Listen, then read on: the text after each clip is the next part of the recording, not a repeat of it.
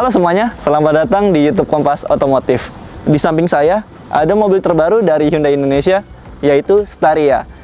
Sebelumnya kita sudah melakukan first impression untuk mobil ini, tapi kali ini kita mendapatkan varian yang terbaru atau varian lainnya, yaitu 9 seater.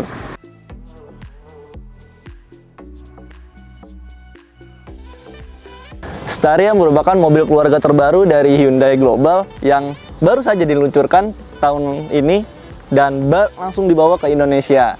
Nah, ini sejatinya adalah penerus dari H1 atau Stargazer di Global dengan banyak banget perubahan atau penyempurnaan pada bagian eksterior, interior, sampai fiturnya. Nah, untuk bagian eksterior ini benar-benar baru ya dan sangat futuristik. Ini di sini ada lampu DRL yang menyerupai helm-helm ini ya, makhluk luar angkasa ya, kalau di film-film ada di Star Wars atau Robocop.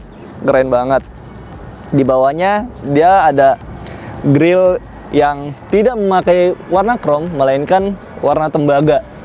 Ini merupakan terobosan baru untuk mobil-mobil berpenumpang karena biasanya kan memakai warna hitam atau chrome ya untuk meningkatkan sisi modern, tapi ini digunakan warna yang berbeda sehingga auranya sangat-sangat futuristik dan nyeleneh ya dibandingkan dengan mobil-mobil lainnya. Terus di sini ada warna hitam, tapi ini nggak polos ya, bukan piano black. Di sini ada beberapa gerinjel-gerinjel ya yang membentuk kayak diamond gitu. Di sampingnya di sini ada lampu sein dan lampu utama yang kotak-kotak kayak es batu. Ini sini ada tuh. Wah, bagus banget, rapi dan gede. Nah, bawahnya sini ada lips atau bibir ya. Di sini warnanya juga sama kayak warna grillnya, yaitu tembaga. Pada bagian sampingnya, hal yang langsung kentara adalah ini jendela yang gede-gede banget ya. Ini bahkan hampir separuh body gitu.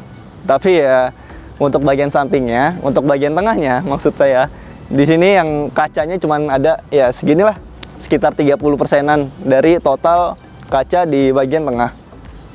Terus di sini juga di handle pintu ada warna-warna tembaganya kayak grill tadi. Lalu di sini ada kayak pemisah gitu, cantik banget. Apalagi ini berwarna putih ya, jadi kelihatan banget. Gitu. Untuk spionnya juga dibuat gede ya. Gede. Terus di belakangnya covernya juga berwarna tembaga. Tuh, sini ada sensor. Terus ada sensor juga, banyak sensornya deh. Untuk kaki-kakinya, ini juga peleknya baru banget nih. Ini mungkin belum bisa ditemuin di model Hyundai lainnya dan nggak bisa disematkan juga ke mobil lain karena di sini aja palangnya ada 6 ya titiknya gitu. Jadi ini khusus pelek bagi Staria. Peleknya ukuran 19 inci yang dipadu-padankan dengan ban berprofil 235/55 R18. Di sisi belakangnya, di sini juga sangat baru ya, jauh dibandingkan H1. Pertama, ini lampu yang memanjang, panjang banget, hampir seluruh body gitu. Tapi lampu yang atas ini cuma dummy aja untuk pemanis body mobil. Sayangnya coba difungsikan untuk lampu mundur. Ini bagus banget. Kemudian di sini ada logo Hyundai H.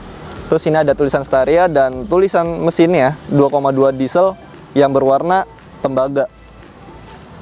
Itu jadi nggak ada warna-warna chrome, nggak ada warna hitam khas mobil-mobil sporty kayak saat baru-baru ini ya, banyak banget mobil sporty.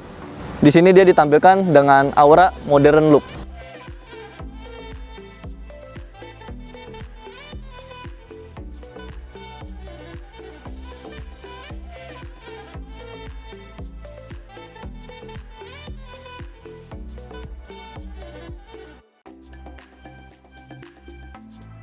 Ya, sekarang kita akan bahas bagian interior dari mobil ini.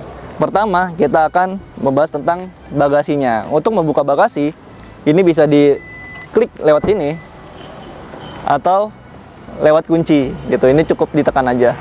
Tapi sayangnya akses bagasinya ini ini ya cuman lewat satu pintu doang, ini nggak bisa di setengahnya. Jadi Anda harus menyiapkan space yang cukup agar bagasi terbuka secara optimal, maksimal seperti ini. Tuh. Nah, ini adalah kondisi kapasitas bagasi ketika ya untuk kendaraan harian ya. Ini idealnya seperti ini. Cuman kalau emang butuh akses ruang lebih, ini tinggal dimaju-majuin aja nanti. Gitu. Karena ini nanti deh saya lipat-lipat. Tapi dengan keadaan yang kayak gini, ini cukup sih untuk naruh 3 koper kecil ya, atau 5 tas gitu. Ya, tapi sayangnya untuk akses bagasi ini dia nggak seperti Alphard ya, gitu. Dimana bagasinya bisa kursinya bisa dilipat secara optimal sehingga mendapatkan akses bagasi yang lebih. Ya, untuk pelipatan kursinya ini cukup ditarik dan segini tuh. Jadi dia nggak rebah ya. Sehingga kalau punya barang tambahan ya terpaksa harus dia taruh di atas sini. Kalau Alphard kan dia bisa disampingin ya. Jadi bagasinya jadi nambah luas, nambah lebar gitu.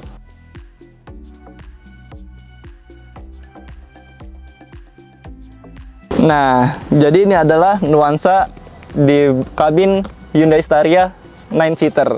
Jadi bisa dilihat ya, kursinya banyak gitu. Ini kalau dihitung bisa muat 9 orang ya, sesuai dengan namanya ya, nama variannya. Kalau untuk yang 7-seater kan di bagian tengah ini cuma ada 2 kursi aja, tuh sisanya 3 di belakang. Kalau ini ada tambahan 2. Tuh, bedanya itu aja sih dari yang 7-seater untuk penempatan kursinya. Ya, sekarang kita coba duduk di paling belakang.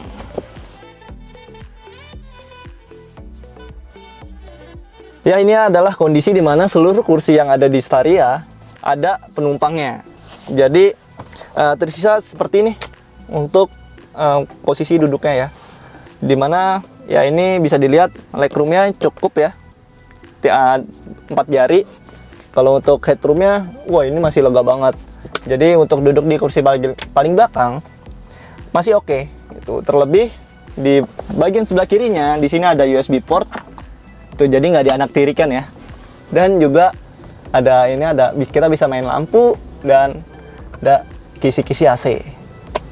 Gitu. Oh, ini sebelah kanan juga ada, kanan kiri berarti USB port. Tapi memang untuk kalau misalkan diisi 3 orang dewasa ya, kayaknya ya harus sama-sama berkompromi. Sebab posisinya tentu tidak terlalu nyaman dalam perjalanan jauh. Untuk joknya sendiri ini nggak ada bedanya ya dibandingkan jok di depannya, jok di tengah maupun jok di depan. Jadi semuanya sama. Ini sudah standar. Kemudian di sini juga ada sabuk pengaman 3 titik di seluruh tempat penumpangnya gitu. Nah, ini adalah posisi dimana bila Anda duduk di kursi baris ketiga, karena ada 4 kan barisnya. Ya masih oke, cuman memang tidak tidak terlalu nyaman ketika harus berkendara jarak jauh gitu. Karena ini lutut juga ngepas walaupun ruang kepalanya masih jauh gitu. Di sini ada gantungan baju. Terus di sini juga ada cup holder di sebelah kiri, dan ini harus sharing ya dengan yang kursi bagian belakang, karena kursi bagian paling belakang gitu nggak ada cup holdernya. Di sini juga ada USB port. Menariknya di kursi bagian kedua ini atau di depan saya ini bisa diputar 360 derajat sehingga mendapatkan suasana yang lebih harmonis dan kekeluargaan serta menambah kelapangan kabin. Tapi syaratnya tetapi kondisi tersebut tidak bisa diterapkan saat mobil diisi seluruh penumpang secara penuh gitu, karena kursi bagian paling belakang itu harus direlakan atau dilipat gitu. Nah, seperti yang ada di sebelah kanan saya ini sudah diatur posisinya dengan keadaan atau kondisi tubuh saya. Kita duduk ya di sini. Nah, di sini adalah posisi yang ideal ya. Tuh, ini jauh banget terhadap bagian depannya. Dan ketika saya duduk di bagian depan sini, ini juga masih jauh dengan yang di belakang. Jadi masih oke gitu. Ini tinggal kurang nyaman gini. Nah, tapi bisa dilihat tuh di kursi bagian belakangnya itu harus dilipat benar-benar. Kalau dia masih ada penumpangnya itu nggak bisa diterapkan seperti ini. Ya nggak logis sih, karena mepet-mepet banget. Untuk pengaturan kursinya, ini bisa dimaju mundurin jauh banget dari depan sini nih. Dari saya sudah mentok kayaknya. Oh, masih ada satu lagi. Dari situ sampai ujung kursi bagian paling belakang itu bisa didorong itu. Nah, terus kalau untuk rebah tegaknya ya standar ya. Sementara kalau untuk memutar kursinya ini ada slot di bagian bawah sini. Ini tinggal diputar ke bagian dalam gitu. Nah, gitu aja mudah. Lalu kalau misalkan ada penumpang yang kurang bisa untuk naik ya, di sini bisa diakalin untuk membantunya gitu. Nah, jadi si penumpang bisa langsung duduk. Jadi kita langsung putar aja nih, gitu. Dan sebagai catatan ya, semua mekanisme yang ada di mobil ini, di kursi bagian belakang khususnya, atau penumpang, belum elektrik ya, jadi harus pakai tenaga atau manual. Kan sekarang saya ada di kursi bagian tengah. Itu. Ini kita pakai sabuk pengaman dulu. Untuk posisi duduk sendiri ini bisa dilihat lega pol gitu. Ini untuk ruang kakinya ini begitu jauh ya, dan headroomnya ini jauh juga tuh. Ini satu jengkal besar bahkan. Terus di sini juga ada armrest yang bisa diatur ke 3 titik. Nah, ini posisi saya yang pas dan wah enak banget. Kalau misalkan memang ingin rebahan, ini bisa diatur sampai ini maksimal nih. Wah ini rebah banget. Tuh. Cuman kalau saya kurang suka ya, karena memang kalau untuk rebahan full ini harus ditunjang sama pengaturan kakinya seperti yang ada di varian 7 seater. Itu bener-bener nyaman banget. Bahkan sampai bepergian jarak jauh pun ya nggak masalah saya rasa. Gitu. Terlepas dari itu, untuk yang varian ini begitu akomodatif, begitu nyaman. Bahkan untuk di perjalanan yang cukup jauh.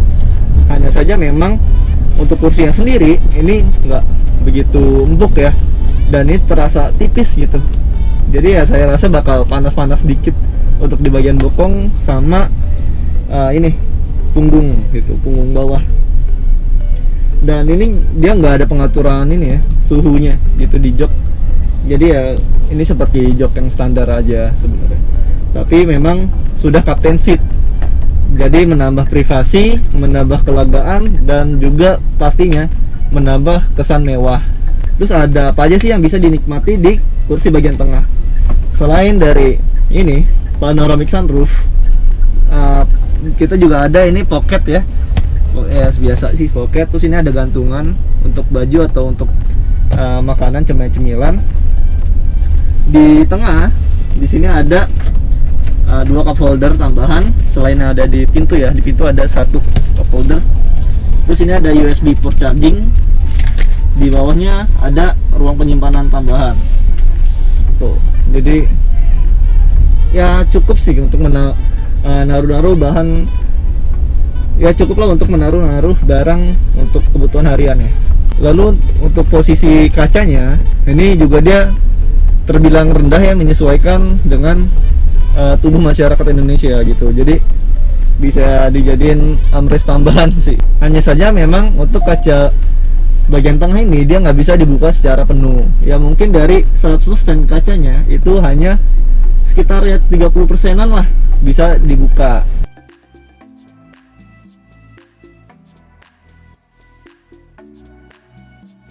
Terus di sini juga ada tirai Tapi menarik ya, tirainya itu dari atas ke bawah ya. Yang biasanya itu dari bawah ke atas.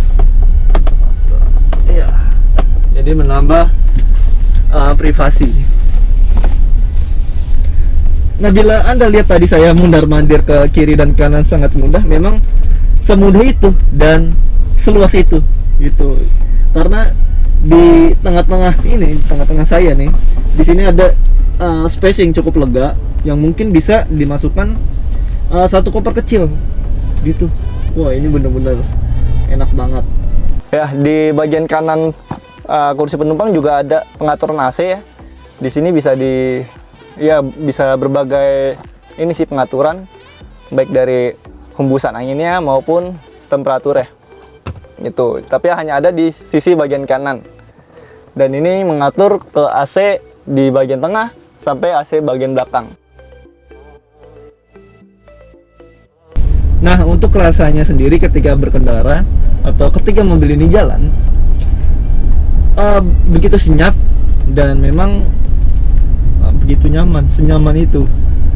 Tapi memang ya seperti yang pengemudi rasakan ya ketika melewati jalan yang gravel banget, atau memang jalannya itu lubangnya gede-gede banget, itu memang terasa sedikit goncangan yang cukup keras gitu. Jadi bila Anda mencari mobil yang begitu nyaman dan bisa digunakan untuk tidur ya selama perjalanan, ya saya rasa mobil ini bukan yang ternyaman gitu, namun masih bisa ditolerir.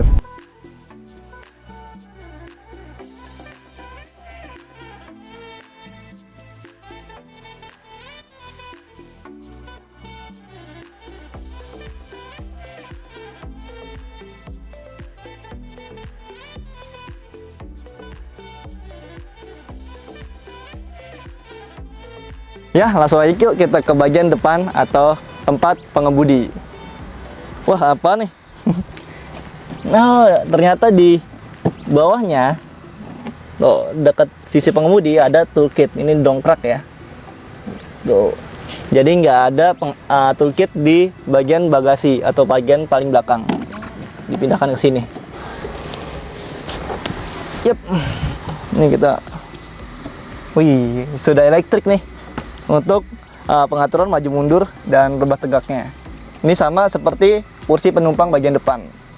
Itu. Jadi untuk mendapatkan posisi berkendara yang ergonomis sangat-sangat mudah. Terlebih setirnya sudah bisa diatur tilt maupun teleskopik ya.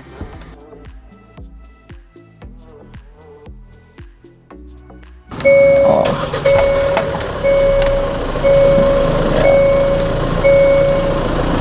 Pertama masuk ke sini, kesan yang saya rasakan adalah ini mobil seperti mobil komersial ya, karena banyak banget ruang penyimpanannya. Tuh di sini, terus di sini juga ada.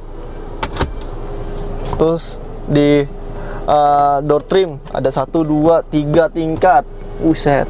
Terus di tengah ini sini juga ada. Sini ada ini sih, ada cup holder, dan ini sampai dalam sini. Wah, ini kayaknya buat naro tas-tas kecil ya, kayak handbag atau waist bag, muat di sini. Tuh. Kemudian di bawahnya juga sini ada penyimpanan. Ya ini buat apa ya? Kayaknya buat makanan kecil ringan. Terus di sini juga nih ada lagi. Wah, bener-bener utilitasnya sangat keren sih, banyak banget ruang penyimpanan. Tuh. Tapi di sini sayangnya nggak ada untuk ruang ini ya, penyimpanan kacamata di sini. Entah memang lagi diblokir sama pihak Hyundai-nya khusus untuk mobil tes atau gimana. Lalu untuk dashboardnya sendiri ini sayang ya, padahal ini mobil berharga hampir 1M, 800 sampai 1M, tapi materialnya ya nggak ada soft touch-nya gitu. Ini material keras semua, walaupun memang dipadu-padankan dengan piano black gitu. Ini yang untuk menyambung ke head unit. Tuh sayang banget. Nah, sementara untuk head unitnya di sini ya seperti yang Anda bisa temukan di mobil Hyundai lainnya ya. Mekanismenya sama, di touchscreen di tik-tik, tapi entah kenapa saya merasa bahwa ini nih kurang masuk gitu. Karena kalau dari kursi bagian belakang ini kotak gini aturan dibuat seperti floating atau bagaimana yang mempermanis tampilan dari sisi depan mobil gitu. Padahal depannya sudah futuristik ya. Tuh, terus ini untuk pengaturan AC di sini sangat lengkap ya. Anda bisa ngatur anginnya mau dari ke sekitar mobil atau dari luar gitu. Ini ada rear climate change dan lengkap banget, ada autonya, ada AC-nya, ada hembusan angin ke depan gitu. Di sini juga ada pengaturan penghangat jok dan pendingin jok ya. Tapi ini khusus untuk kursi bagian depan. Ini kursi penumpang, ini untuk kursi pengemudinya. Di sini ada auto hold, ini kamera parkir dan driving mode. Di mobil ini diketahui ada 3 drive mode, yaitu normal, eco, dan sport. Di kanannya sini ada hazard lamp dan di sini nggak tahu apa nih, ini dummy. Entah ini untuk yang buat elektrik ya kayaknya atau gimana, nggak tahu. Soalnya di Global dia ada varian elektriknya. Terus ini untuk pengaturan transmisi, tinggal pencet-pencet aja, sangat-sangat mudah. Dan ini ada wireless charging. Itu kita coba ya, fungsi nggak sih? Taruh sini. Ternyata fungsi. Nah di sini ada indikatornya ya, lagi ngecas nih HP-nya. Itu naik turun.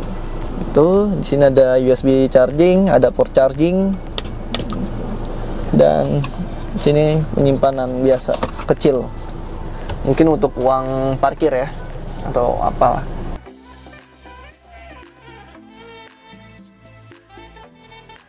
Di atasnya di sini ada pengaturan untuk ngebuka pintu bagian samping kiri. Ini pintu bagian samping kanan. Ini jika Anda mau mematikan power door-nya ya. Jadi bukanya nggak otomatis pakai tenaga. Di sini untuk ngebuka bagasi. Jadi si pemilik atau si juragan tinggal minta tolong nih sama supirnya, "Mas, bukain bagasi." Gitu-gitu deh. Jadi mudah. Ya, sama kayak mobil sekelasnya lah ya, kayak Alphard gitu. Terus ini ada lampu. Dan ini ada pengaturan untuk buka tutup sunroof dan panoramic sunroof. Ini untuk yang bagian depan, ada namanya nih front. Ini untuk belakang. Untuk bagian belakang.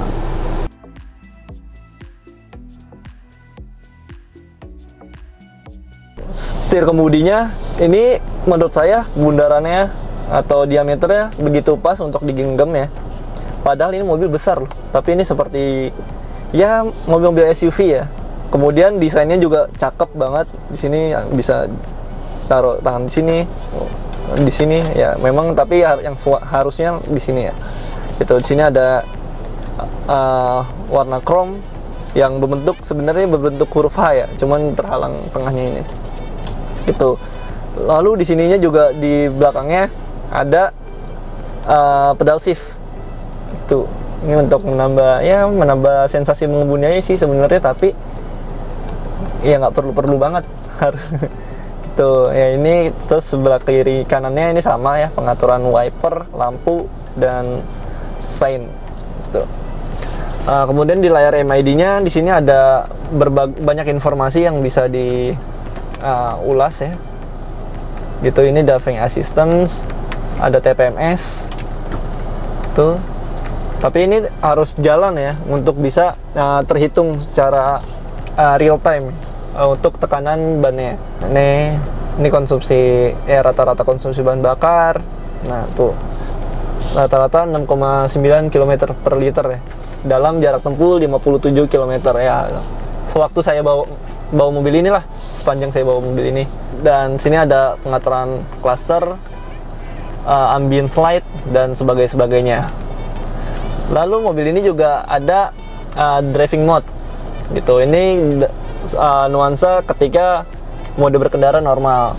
Kalau kita ubah ke eco, nah nuansanya berbeda gitu, ada warna hijau-hijaunya gitu. Kalau untuk sport berwarna merah. Tuh, cuman ini kalau gitu. Nah, ini ada smart, cuman ini campuran dari normal atau eco, nggak terlalu signifikan. Cuman yang utama ada 3 ini. Tuh. Lalu Staria juga dibenamkan banyak banget fitur-fitur canggih seperti Hyundai Palisade. Salah satunya ini, ketika send gitu, Anda nge-send, nah dia akan menunjukkan suasana secara real time gitu. Jadi kalau mau nge-send terus ada mobil, ada kendaraan yang ingin duluan gitu, bisa ngelihat di sini. Jadi selain alarmnya atau peringatannya berbentuk bunyi, pengemudi langsung bisa melihat seberapa dekat jarak antara kendaraan yang dikemudikan dengan kendaraan lainnya. Ini oke banget. Kemudian juga di sini sudah disematkan banyak kamera ya, untuk memudahkan pengendalian atau pengemudian. Kameranya, nah di sini bisa dilihat nih, ini ada kamera belakang, kamera full belakang, kamera belakang sebelah kiri, kamera belakang sebelah kanan, banyak banget dah, sampai kamera 360 gitu. Nah, untuk membawa mobil ini sebenarnya tidak terlalu susah ya. Padahal kalau kita lihat dari luar itu dimensinya bongsor banget, bahkan lebih besar daripada pesaingnya ya, Toyota Alphard. Namun saat kita bawa ini, saya lagi di jalanan yang cukup terbatas ya, ini cuma bisa lewat 2 mobil, yang nggak butuh effort yang gimana sih, belok masih nyaman, masih oke. Karena ini juga posisi berkendaranya begitu enak, begitu nyaman, ergonomis, dan visibilitasnya ini gede banget, bisa ngeliat, bahkan kita bisa ngeliat langsung bawah kapnya gitu. Dan kanan kiri juga karena kacanya gede, spionnya juga besar, jadi ya nggak banyak hal-hal yang ini sih ya, jadi nggak banyak blind spotnya. Itu tentang kekompakan mobil ini ya. Jadi ya untuk sehari-hari, kebutuhan sehari-hari, meskipun memang sangat kecil sekali ya, berkemungkinan bahwa yang punya mobil ini nyetir sendiri gitu kan, biasa mayoritas disetirin, ini masih oke sih. Lalu untuk bantingan setirnya ini surprise ya, ini serasa nyetir mobil keluarga, nyetir SUV, karena lingkar kemudinya ini pas gitu, nggak terlalu besar, dan desainnya juga oke banget, modern, ada aluminiumnya. Jadi ini tuh, responsif dan enak banget, bener-bener kayak nyetir mobil biasa, bukan mobil-mobil besar. Tuh, hanya saja memang untuk suspensinya ya tidak bisa dikatakan sangat nyaman ya, karena ini memang sepertinya ya settingan di Korea Selatan. Jadi ketika kita ngelewat jalan yang begitu ya sedikit gravel ya, itu cukup terasa goncangan-goncangan yang cukup keras. Tapi ketika dalam kecepatan yang cukup kencang gitu melibas jalanan gravel, itu nggak gitu kerasa sih. Terasanya cuman karena kecepatannya itu pelan, atau memang jalannya itu hancur banget. Nah gitu. Untuk performa sendiri, Staria dilengkapi 3 mode berkendara ya, normal, eco, dan sport. Nah ini sekarang saya sedang di keadaan mode normal. Ya tidak banyak catatan khusus sih kalau untuk mode normal. Ya cuman layar LED aja berwarna biru gitu, itu doang. Untuk mode eco ini katanya ya, ini lebih efisien dalam hal pembakaran bahan bakar. Cuman karena waktu pengujian ini cukup terbatas, jadi ya kita tidak bisa melihat data yang sangat akurat tuh. Cuman kalau untuk distribusi tenaganya nggak jauh berbeda sih, tetap responsif aja. Hanya saja ketika gasnya dihentak gitu, atau ingin melaju di kecepatan yang tinggi, dia seperti menahan gitu. Menahannya itu sekitar 80-90 km per jam. Tuh, kalau ingin masuk ke 120 km per jam ya sebaiknya ganti ke normal atau ke mode satu lagi, yaitu mode sport. Nah, ini sekarang kita ada di mode sport. Perbedaannya pertama tentu di layar MID-nya. Di sini sudah berwarna merah ya, untuk tachometer dan kecepatannya. Nah, satu hal yang begitu berbeda, yaitu dari distribusi tenaganya. Ini benar-benar responsif dan tampak nggak ada sesuatu yang menahan gitu. Ini turbonya jalan banget, bahkan turbonya itu saya rasa jalan di RPM 2000 tuh. Jadi ya di kecepatan sedang itu langsung terasa banget enaknya. Tapi ya seperti mobil-mobil lainnya ya, ketika kita menggunakan mode sport, otomatis konsumsi bahan bakarnya jauh lebih boros. Untuk posisi duduknya, bagi Anda yang memang tidak biasa ya dengan mobil-mobil yang berukuran besar gini, ini tinggi banget, gede gitu. Bahkan kalau untuk mobil ya kita samping-sampingan dengan mobil keluarga pada umumnya ya, itu ya seperti duduk mengambang di dalamnya gitu. Ini benar-benar gede banget. Tapi menariknya di sini nih untuk kacanya, ya, bentar deh. Nih, tuh, tidak terkesan tinggi gitu, nggak sampai ke bawah-bawah banget. Ini mudah aja gitu.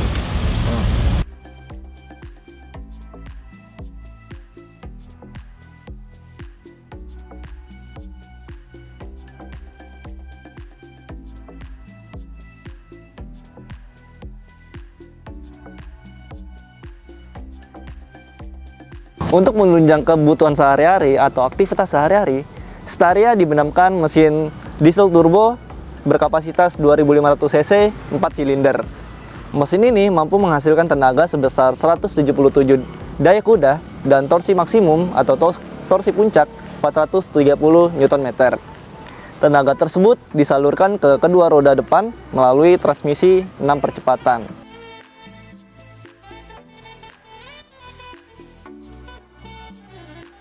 Ya, itulah video kami hari ini bersama Hyundai Staria 9-seater atau Signature 9. Secara umum, mobil ini begitu nyaman untuk digunakan secara harian, khususnya di wilayah perkotaan.